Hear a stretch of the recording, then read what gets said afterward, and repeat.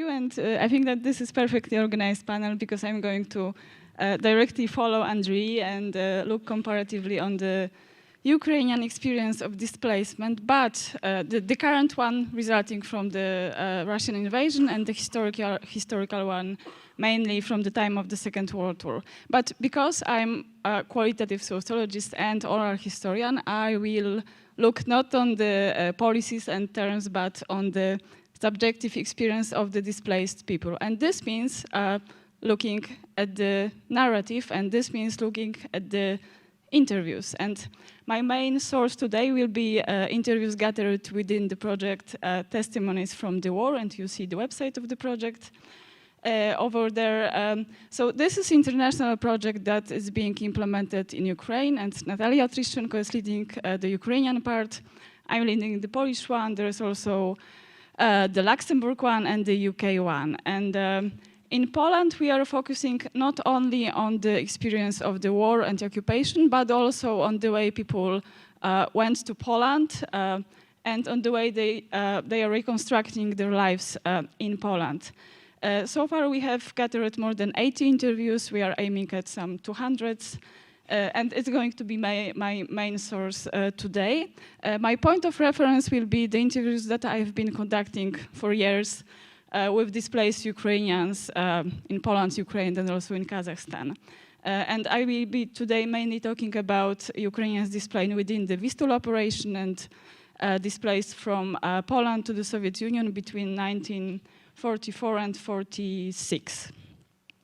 And I'd like to start with a kind of disclaimer, because these interviews we are conducting now are really very much different from whatever I've been conducting before, because they concern the ongoing violence, the ongoing war, and the ongoing displacement. And this is a huge difference because they don't focus on atrocities and on the atrocities that belong to the past. It's still ongoing. So I think that I would never make an attempt to compare these interviews with interviews on the historical displacement, if not our interviewees themselves, because they make the countless references to the history in their talks.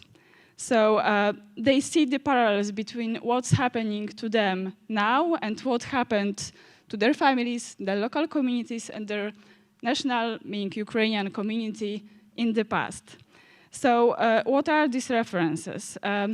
Firstly, they refer to what happened to their families in the past. Even though we don't ask this question during our interviews, there is no such a question, but they elaborate in details. And I will just bring you a short story of my interview from Mariupol. That was a lady that came to Poland in mid-March, and she lost her mother-in-law because the lady died because of the lack of the medication. And the mother-in-law came from the Polish family deported in the 30s from Khmelnytsky region to Donbass and settled in Mariupol. And my interviewee told, and you see, the Soviets deported my mother-in-law. And then the Russians killed my mother-in-law. And then the same Russians displaced me because I needed to leave Mariupol and go to Warsaw. I didn't want to go to Warsaw at all. Secondly, our interviewees compare the Russians and the current war with the Germans and the Second World War, consciously and unconsciously. And I will just give you a quote from the interview with a person displaced from Kyiv. He lost her partner in Borodianka, and she told, "They do to people exactly what the Nazis did during the war to our people in Ukraine, sparing no woman or children. My grandma told me this, but I never believed in full, and now I saw it myself." And last but not least, it's not only about how the war is being narrated, it's also about, I would say, some evoking of the patterns of behavior on the psychosomatic level, because we are being told about people who started drying bread immediately after they learned that the war is coming, because the war means drying bread, and this is what they were told in the families. So our interviewees have this clear conviction of the historical similarity and continuity of their fate as members of the Ukrainian community that was deported before and is being deported and displaced now. But when I look at these testimonies of now currently displaced Ukrainians and people displaced historically, I see many differences, and I will just outline two of them. So first, it's the sense of authors' agency, because it's what's striking about the way the current Ukrainian refugees frame their experience is that it's about, these are stories about making decisions. Of course, the refugees face various constraints, but in the end, they decide whether, when, and when to set off. Accounts of Ukrainians who were displaced during the war, during the Second World War, are devoid of this kind of agency. They speak of having been subordinated to oppressive decisions and not about making their own decisions. They do not flee, they do not calculate whether it should be Poland or Moldova, and they allow themselves to be moved because they have no choice at all. And also this lack of agency is reflected in the language. The current refugees almost always use active verb forms. So I went, I stood in line, I packed my belongings, I moved to Poland.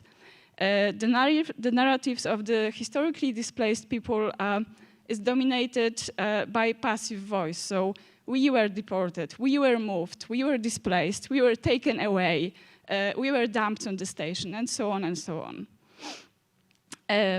Narrating and recollecting displacement triggers various emotions, always, whether it happens many years before or just few weeks after the event. But it's exactly the time perspective that determines which emotions prevail and what their intensity is. And I think that the emotions that organize the narratives of the current refugees are anger and hatred. And while we don't ask directly about what's your attitude towards Russia and Russians and how it's changed after the invasion, we have this question about the final message. So is there anything that you would like to add to your interview, keeping in mind that it's going to be archived for the future generations and so on? And this is precisely the moment where most, maybe not most, but really many of our interviewees express immense hatred towards the Russians. And I think that the most harrowing closing statement, again, came in the interview with a person deported from Mariupol, the other one, not that one I mentioned before. So this lady stated openly that she wishes the Russian mothers seeing their children being killed. And she wishes the Russian mothers seeing their sons coming dead from the battlefront, and she wishes all Russians seeing their cities being destroyed exactly as she saw destroyed Mariupol. And of course, this hatred is so intense because this experience is not only painful, but also so fresh. And we won't fight hatred and anger of that intensity in the narratives of the historically displaced or deported people. Not anymore, I would say. There are feelings of injustice and of grief, but no hatred. And I think that maybe if these interviews were conducted not now, not in the 90s, but in the 40s, in the 50s, there would be hatred. There's not anymore.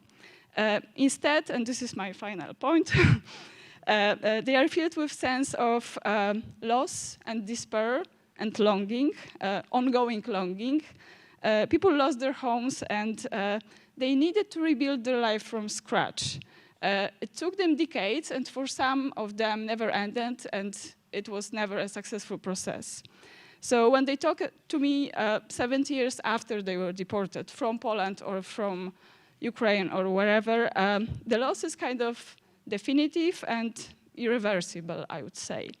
And this is again where the narratives of the current refugees differ, because they do miss home, they do, but the loss is not yet final. And also, their missing home is much grounded in the contemporary. There are somehow, most of them are somehow still over there, maintaining their homes remotely, checking the monitoring systems of their buildings and negotiating the feeding of their cats with the neighbors, if there are neighbors and cats left, of course, but I would say that they still hope to come back sooner or later, and that's the main difference between the current interviews and the interviews of historically displaced people.